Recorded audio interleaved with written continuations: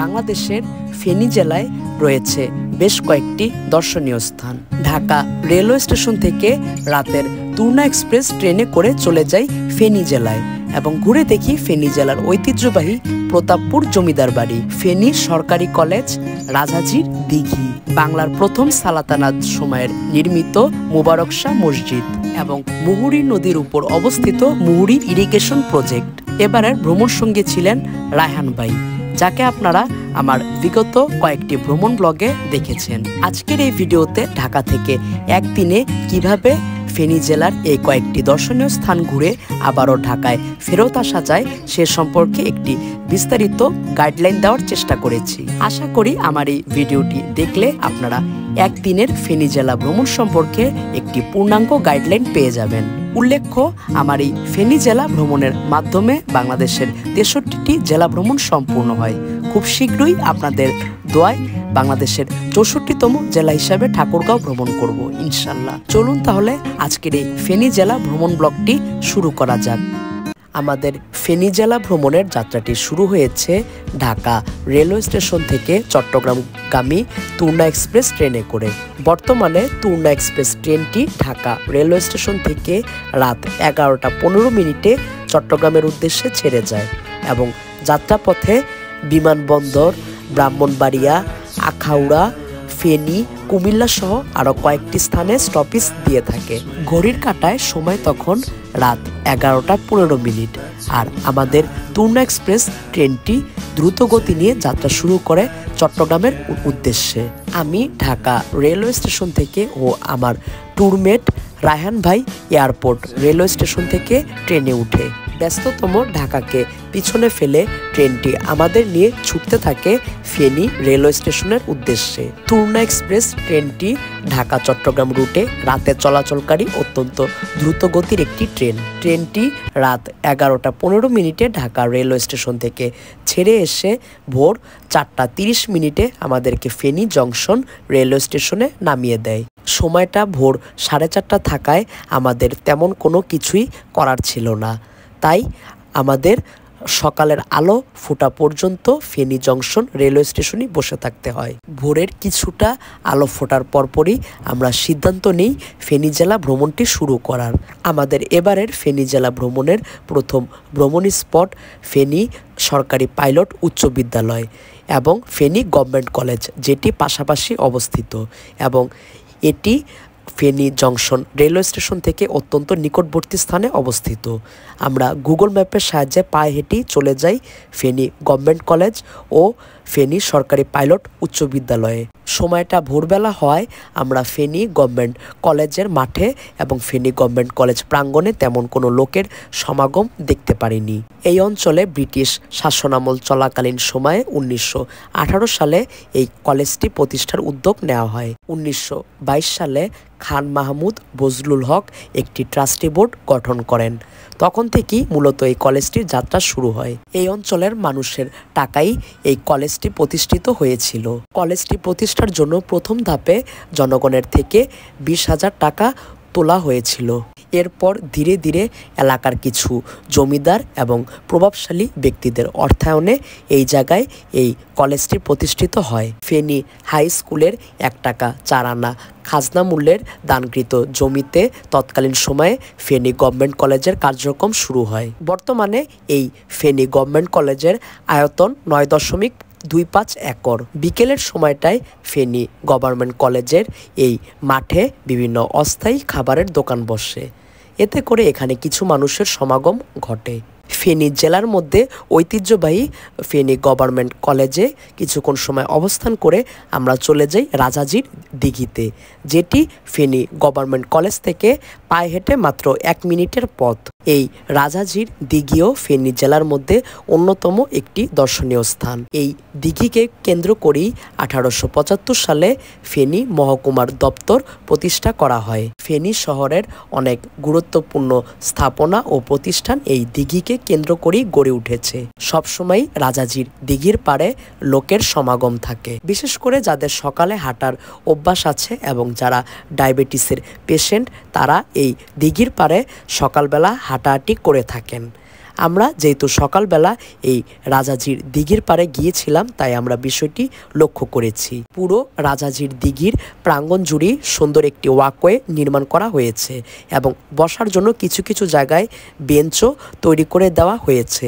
ফলে এখানে হাঁটা চলা এবং বসার জন্য খুবই ভালো ব্যবস্থা আছে। ফেনী জেলার অন্যতম ঐতিহ্যবাহী রাজাজির দিঘিতে কিছু সময় অতিবাহিত করে আমরা চলে যাই আমাদের সকালের নাস্তার পর্বটি সম্পূর্ণ করতে। আর সকালের নাস্তার জন্য বেছে নেই ফেনী জেলা শহরের ভিতর অন্যতম জনপ্রিয় একটি রেস্টুরেন্ট নবী রেস্টুরেন্টে। আর নবী রেস্টুরেন্টে প্রবেশের পর আমরা দেখতে পেলাম এখানে ইসরায়েলি কোমল পানীয় বিক্রি করা হয় না।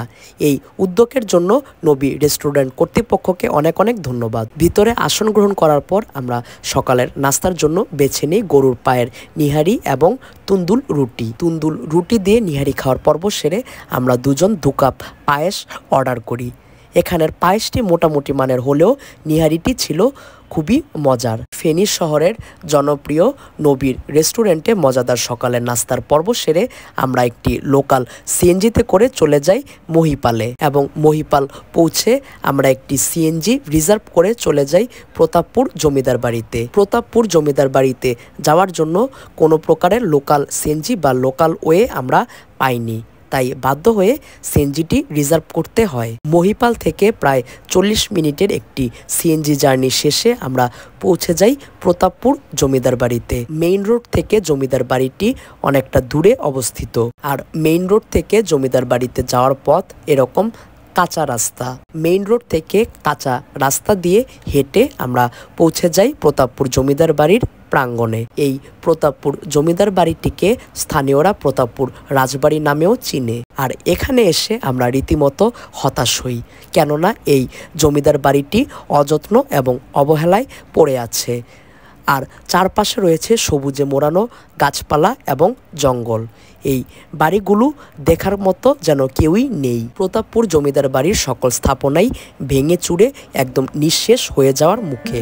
অনেকগুলো স্থাপনা তো প্রায় নিঃশেষ হয়েই গিয়েছে। প্রতাপপুর জমিদার বাড়ির বর্তমান অবস্থা দেখে হতাশ হয়েছি ঠিকই, কিন্তু মোটেও অবাক হই নাই, কেননা বাংলাদেশের অনেক জমিদার বাড়িই প্রতাপপুর জমিদার বাড়ির মতো অযত্ন এবং অবহেলায় পড়ে রয়েছে, যেগুলো আমাদের ভবিষ্যৎ প্রজন্মের কাছে ইতিহাস এবং ঐতিহ্যের সাক্ষী হিসাবে তুলে ধরার কথা, সেগুলোই আজ ধ্বংসের মুখে। প্রায় 1770 সালে প্রতাপপুর জমিদার বাড়িটি নির্মিত হয়েছিল। এই জমিদার বাড়িটির প্রতিষ্ঠাতা ছিলেন 3 কড়ির 2 পুত্র রামসুন্দর সাহা ও রামচন্দ্র সাহা। অত্র এলাকায় যতগুলো জমিদার বাড়ি ছিল তার মধ্যে সবচেয়ে শীর্ষস্থানে ছিল এই প্রতাপপুর জমিদার বাড়িটি। কিন্তু জমিদারি আমলে জমিদার বাড়িটি শীর্ষস্থানে থাকলেও এখন জমিদার বাড়িটি অত্যন্ত অযত্ন এবং অবহেলায় পড়ে রয়েছে।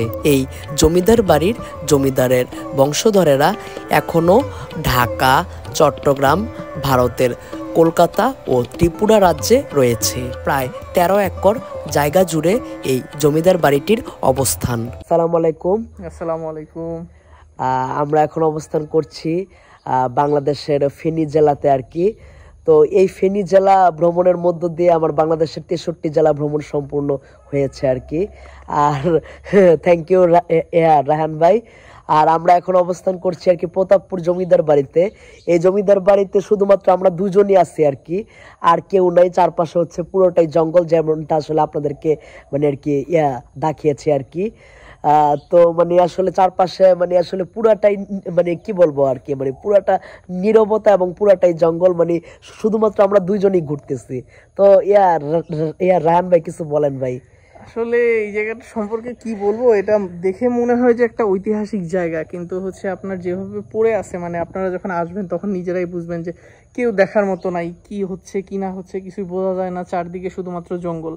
আমার মনে হয় যে এই জায়গাটা যদি একটু পরিষ্কার করা যাইতো, গাছগুলা যদি একটু প্ল্যানিং করে মানে রাখা যাইতো, গাছের আশেপাশে আগাছাগুলা যদি একটু ক্লিয়ার করা যাইতো, জায়গাটা মানে খুব সুন্দর হইতে পারতো। এমনকি হয়তো বিদেশি পর্যটকরাও এসে এখানে দেখতে পারতো। বিশেষ করে যদি আমাদের দেশের প্রত্নতত্ত্ব অধিদপ্তর যেটা আছে আর কি, যারা হচ্ছে পুরাতন বাড়ি বা পুরাতন স্থাপনাগুলো দেখভাল করে আর কি, উনারা যদি আসলে এই জিনিসটা যদি একটু দেখভাল করতো, তাহলে এটা কিন্তু একটা ভালো মানে পর্যটন কেন্দ্রে একটা পরিণত হতে পারতো ফেনী জেলার মধ্যে। কিন্তু আনফরচুনেটলি আসলে মানে চারপাশে পুরোটাই জঙ্গল, মানে বাড়িগুলো এখনো ইতিহাসের সাক্ষী হয়ে দাঁড়িয়ে আছে, কিন্তু মানে কি বলবো আর, মানে কতদিন দাঁড়ায় থাকবে সেটা আর বলা যাচ্ছে না আর কি। তো ঘুরে দেখি আপনাদেরকেও দেখাই প্রতাপপুর জমিদার বাড়ি। পুরো জমিদার বাড়ি প্রাঙ্গণটিতে 10টি ভবন ও 13টি পুকুর ছিল, কিন্তু বর্তমানে এগুলো প্রায় সব কয়টাই বিলুপ্ত হয়ে গেছে বলা যায়। আপনারা যদি কেউ ফেনী জেলা ভ্রমণে আসেন তাহলে প্রতাপপুরে অবস্থিত প্রতাপপুর জমিদার বাড়ি বা প্রতাপপুর রাজবাড়িটি ঘুরে যেতে পারেন, কিন্তু দুর্ভাগ্যবশত এখানে দেখার মতো কোনো কিছুই নেই। ঐতিহাসিক প্রতাপপুর জমিদার বাড়িটিকে এতটাই অযত্ন এবং অবহেলায় রাখা হয়েছে যে পুরো জমিদার বাড়ি প্রাঙ্গণটি জঙ্গলে পরিপূর্ণ হয়ে গিয়েছে, আর কালের সাক্ষী হয়ে দাঁড়িয়ে থাকা বাড়িগুলোর অবস্থা একদম বেহাল। মনে হচ্ছে যে কোনো সময় কালের সাক্ষী হয়ে দাঁড়িয়ে থাকা এই ভবনগুলো ধসে পড়বে, আর আমাদের মাঝ থেকে হারিয়ে যাবে ঐতিহাসিক প্রতাপপুর রাজবাড়ি বা জমিদার বাড়ি। ফেনী জেলার অন্যতম ঐতিহাসিক স্থান প্রতাপপুর জমিদার বাড়ির বেহাল দশা দেখে আমরা আমাদের রিজার্ভ করা সিএনজিতে করে চলে যাই ফেনী জেলার আরও একটি অন্যতম ঐতিহাসিক স্থান মোবারক শাহ মসজিদে, যেটি শাসর্দি মসজিদ নামে পরিচিত। প্রতাপপুর জমিদার বাড়ি বা রাজবাড়ি থেকে শাসর্দি মসজিদ বা মোবারক শাহ মসজিদে যেতে আমাদের সময় লেগেছে প্রায় 30 মিনিটের মতো। মোবারক শাহ মসজিদ ফেনী জেলার শাসর্দি উপজেলায় অবস্থিত। মসজিদটি বর্তমানে বাংলাদেশ প্রত্নতাত্ত্বিক অধিদপ্তরের আওতাধীন রয়েছে। ফখরুদ্দিন মোবারক শাহ ছিলেন বাংলার প্রথম সালাতানাতের প্রতিষ্ঠাতা। তার শাসনামলের রাজধানী ছিল সোনারগাঁও। পরবর্তীতে কুমিল্লা, নোয়াখালী, সিলেট, ত্রিপুরা ও আরাকান রাজ্য জয়ের পর তিনি আরও একটি রাজধানী স্থাপনের প্রয়োজনীয়তা অনুভব করেন। তার শাসনামলে তিনি দ্বিতীয় রাজধানী করেন বর্তমান ফেনী জেলার শশোরদী উপজেলাকে। এই শশোরদী অঞ্চলকে তার দ্বিতীয় রাজধানী ঘোষণা করার পর তিনি এই অঞ্চলে বাঁধ, মসজিদ, সমাধি সহ বিভিন্ন স্থাপনা নির্মাণ করেন, যার মধ্যে উল্লেখযোগ্য স্থাপনা হলো এই মসজিদটি, যেটি মোবারক শাহ মসজিদ বা শশোরদী মসজিদ নামে পরিচিত। এই মসজিদটি দেখলেই বোঝা যায় মসজিদটি কতটা প্রাচীন। পরবর্তীতে মসজিদটির কিছু অংশ সংস্কার করা হয়েছে ঠিকই, কিন্তু এখনো মসজিদটি প্রাচীন আমলের সেই আগের ধাঁচেই দাঁড়িয়ে আছে। বাংলাদেশের 63 জেলা ভ্রমণের সুবাদে বাংলার সালাতানাত সময়ের অনেকগুলো মসজিদই আমার চোখে দেখার সৌভাগ্য হয়েছে আলহামদুলিল্লাহ। যখনই প্রাচীন সালাতানাত সময়ের মসজিদগুলো দেখি ততই আমি মুগ্ধ হই। আপনারা যদি কেউ ফেনী জেলা ভ্রমণে আসেন তাহলে বাংলার প্রথম সালাতানাত সময়ে নির্মিত এই মোবারক শাহ মসজিদ বা শশোরদী মসজিদটি অবশ্যই ঘুরে যাবেন। এটি একটি ঐতিহাসিক স্থাপনা, আর বিশেষ করে যারা মুসলিম পর্যটক রয়েছেন আপনারা যদি এই মসজিদটি ভ্রমণ করেন তাহলে আমি সাজেস্ট করব এখানে 2 রাকাত নফল নামাজ বা বিভিন্ন ওয়াক্তের বা আপনারা যেই ওয়াক্তে আসবেন সেই ওয়াক্তের নামাজ আদায় করার জন্য। মোবারক শাহ মসজিদ বা শশোরদী মসজিদের সামনে রয়েছে সবুজে মোড়ানো ছোট্ট একটি মাঠ এবং মসজিদটির পিছনে রয়েছে একটি পুকুর। মূলত প্রাচীন আমলের সকল মসজিদের সামনে, পিছনে অথবা আশেপাশে ছিল একটি করে বা একাধিক করে জলাধার, যেটি আজও বিদ্যমান আছে। মূলত এ সকল জলাধারগুলো নির্মিত হয়েছিল মসজিদে আগত মুসল্লিদের অজু বা গোসলের কাজে ব্যবহার করার জন্য। ফেনী জেলার অন্যতম একটি ঐতিহাসিক স্থান শশোরদী মসজিদ বা মোবারক শাহ মসজিদে বেশ কিছুক্ষণ সময় কাটিয়ে আমরা আমাদের রিজার্ভ করা সিএনজিতে করে চলে যাই মহিপালে। যেই মহিপাল থেকে আমরা প্রতাপপুর রাজবাড়ি এবং প্রতাপপুর রাজবাড়ি হয়ে শশোরদী মসজিদে এসেছিলাম। চাইলে লোকাল ওয়েতে প্রতাপপুর রাজবাড়ি এবং শশোরদী মসজিদ বা মোবারক শাহ মসজিদ ঘোরা যায়, কিন্তু এখানকার যোগাযোগ এবং রাস্তাঘাটের যা অবস্থা তাতে আমরা যদি লোকালি ঘুরতাম তাহলে আমাদের খরচটাও বেশি পড়তো এবং অনেকটা হয়রানিও হতো। শশোরদী থেকে সিএনজিতে করে মহিপাল আসতে আমাদের সময় লেগেছিল প্রায় 30 মিনিটের একটু বেশি, আর মহিপাল নেমে আমরা দুজন 2 কাপ কফি পান করি মহিপালের একটি রেস্টুরেন্ট থেকে। আর কফি পানের পর্ব সেরে মহিপাল থেকে আমরা একটি লোকাল সিএনজিতে করে জনপ্রতি 10 টাকা ভাড়ায় চলে যাই ট্রাঙ্ক রোডে। লোকাল সিএনজিটি আমাদেরকে ট্রাঙ্ক রোড মোড়ে নামিয়ে দেয়। আর ট্রাঙ্ক রোড মোড় থেকে হাতের ডান দিকে একটু হেঁটেই আমরা পেয়ে যাই সোনাগাজীর সিএনজি। আর সিএনজিতে উঠে পড়ি ফেনী জেলার সোনাগাজী উপজেলায় যাওয়ার উদ্দেশ্যে। সেখানে রয়েছে সোনাগাজী ইরিগেশন প্রজেক্ট বা মুহুরী প্রজেক্ট, যেটি ফেনী জেলার মধ্যে বর্তমানে অন্যতম একটি দর্শনীয় স্থানও বটে। ফেনী শহরের ট্রাঙ্ক রোড থেকে লোকাল সিএনজিতে করে আমাদের ফেনী জেলার সোনাগাজী উপজেলায় যেতে সময় লেগেছে প্রায় 40 মিনিটের একটু বেশি। সোনাগাজী স্ট্যান্ডে পৌঁছে সোনাগাজী স্ট্যান্ডে অবস্থিত একটি দইয়ের দোকানে আমরা প্রবেশ করি। এই শ্রীকৃষ্ণ দধি ভান্ডার, যেটি সোনাগাজী স্ট্যান্ডে অবস্থিত। এখানে মহিষের দুধের দই পাওয়া যায়। আমি এর আগে যত দই খেয়েছি সবগুলো দই ছিল গরুর দুধের, কিন্তু মহিষের দুধের দই এবারই প্রথম খেলাম। মূলত ফেনী, ভোলা এবং চট্টগ্রামের সন্দ্বীপে মহিষের দুধের দই পাওয়া যায়। মজাদার মহিষের দুধের দই খাওয়ার পর্ব সেরে আমরা সোনাগাজী স্ট্যান্ড থেকে আরও একটি লোকাল সিএনজিতে করে সরাসরি চলে যাই মুহুরী ইরিগেশন প্রজেক্টে, যেটি সোনাগাজী ইরিগেশন প্রজেক্ট নামেও পরিচিত। এখানকার লোকাল সিএনজি ড্রাইভার ভাইয়েরা এটিকে মুহুরী প্রজেক্ট নামে চিনে। তাই আপনারা যদি কেউ মুহুরী ইরিগেশন প্রজেক্টে যেতে চান তাহলে সোনাগাজী স্ট্যান্ডে নেমে আপনারা বলবেন মুহুরী প্রজেক্টে যাব, তাহলেই এখানকার লোকাল সিএনজিতে করে আপনারা সহজেই চলে যেতে পারবেন মুহুরী ইরিগেশন প্রজেক্টে। সোনাগাজী স্ট্যান্ড থেকে মুহুরী প্রজেক্ট বা মুহুরী ইরিগেশন প্রজেক্টে যেতে সময় লেগেছে প্রায় 20 মিনিটের মতো। মুহুরী ইরিগেশন প্রজেক্ট বা মুহুরী প্রজেক্ট বাংলাদেশের দ্বিতীয় সেচ প্রজেক্ট। এছাড়াও দেশের প্রথম বায়ুবিদ্যুৎ কেন্দ্রটি এখানেই অবস্থিত। ফেনী সদর থেকে এই মুহুরী প্রজেক্টের দূরত্ব প্রায় 20 কিলোমিটার। মুহুরী নদীর উপর এই মুহুরী প্রজেক্টটি অবস্থিত। নদীর এক পাশে রয়েছে ফেনী জেলা এবং অন্য পাশে রয়েছে চট্টগ্রাম জেলা। 1977 থেকে 1978 অর্থ বছরে এই প্রজেক্টটির কাজ শুরু হয় এবং 1985 থেকে 1986 সালে এই প্রজেক্টটির কাজ সম্পূর্ণ হয়। অত্র এলাকায় বর্ষা মৌসুমে বন্যার প্রকোপ কমানো ও আমন মৌসুমে অতিরিক্ত সেচের সুবিধা প্রদানের লক্ষ্যে এই প্রজেক্টটি নির্মিত হয়েছিল। 168 কোটি টাকা ব্যয়ে বিশ্ব ব্যাংকের সহযোগিতায় জাপানের সুমুজো কোম্পানি এই মুহুরী প্রজেক্টটি নির্মাণ করে। গত আড়াই দশকে ফেনী জেলার সোনাগাজী উপজেলা অবস্থিত এই মুহুরী প্রজেক্টটিকে ঘিরে গড়ে উঠেছে একটি পর্যটন কেন্দ্র। প্রতিদিনই দূর দূরান্ত থেকে অনেক মানুষ এই মুহুরী প্রজেক্টটি দেখতে আসেন। বিশেষ করে বিকেল টাইমটায় এখানে অনেক মানুষের সমাগম ঘটে। এখানে আগত মানুষেরা বিকেলের সময়টায় মুহুরী নদীতে নৌকা ভ্রমণ করে বেশ কিছু ভালো সময় কাটাতে পারেন। মুহুরী প্রজেক্টের নিচে পাথর দিয়ে বাধাই করে বাঁধ নির্মাণ করা হয়েছে।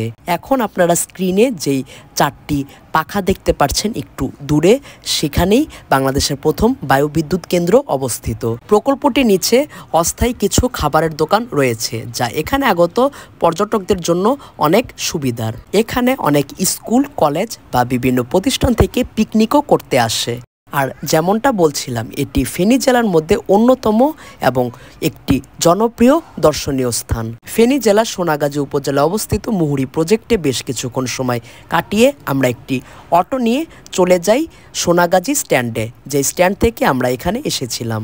সোনাগাজী স্ট্যান্ডে পৌঁছানোর পর গরমে আমাদের অবস্থা একদমই খারাপ হয়ে গিয়েছিল, তাই একটি দোকান থেকে এসএমসি প্লাস ড্রিঙ্কস নেই, যা দিয়ে আমরা আমাদের তৃষ্ণা নিবারণ করি। এসএমসি প্লাস ড্রিঙ্কস খেয়ে আমরা একটি লোকাল সিএনজিতে করে রওনা দিই ফেনী জেলা সদরের উদ্দেশ্যে। প্রায় 45 মিনিটের একটি সিএনজি জার্নি শেষে আমরা পৌঁছে যাই ফেনী সদরের ট্রাঙ্ক রোডে, যেই ট্রাঙ্ক রোড থেকে আমরা সিএনজিতে করে সোনাগাজী গিয়েছিলাম। সময়টা তখন দুপুর হওয়ায় আমরা ট্রাঙ্ক রোড থেকে একটি রিক্সা নিয়ে চলে যাই ফেনী সদরের মধ্যে মোটামুটি জনপ্রিয় একটি খাবার হোটেল হাজির মিষ্টির মেলা অ্যান্ড রেস্টুরেন্টে। ফেনী জেলার এক বড় ভাই আমাদেরকে সেখানে দুপুরের খাবার খেতে ও সেখানকার বিখ্যাত হাজির মিষ্টি ট্রাই করতে বলেন, তাই আমরা ছুটে গেলাম হাজির মিষ্টি মেলা অ্যান্ড রেস্টুরেন্টের ভিতরে ঢুকে আসন গ্রহণ করার পর আমরা আমাদের দুপুরের খাবারটি অর্ডার করি।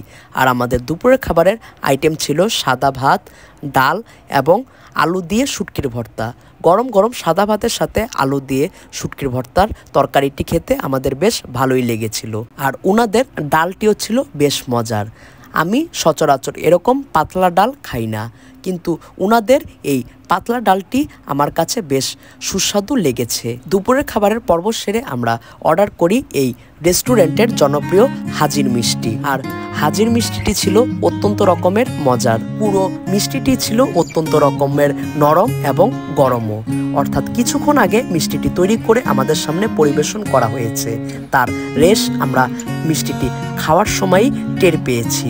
আপনারা যদি কেউ ফেনী জেলায় আসেন তাহলে আমি সাজেস্ট করব ফেনী জেলা সদরে অবস্থিত হাজির মিষ্টির মেলা অ্যান্ড রেস্টুরেন্টের এই বিখ্যাত হাজির মিষ্টিটি একবার হলেও ট্রাই করার জন্য।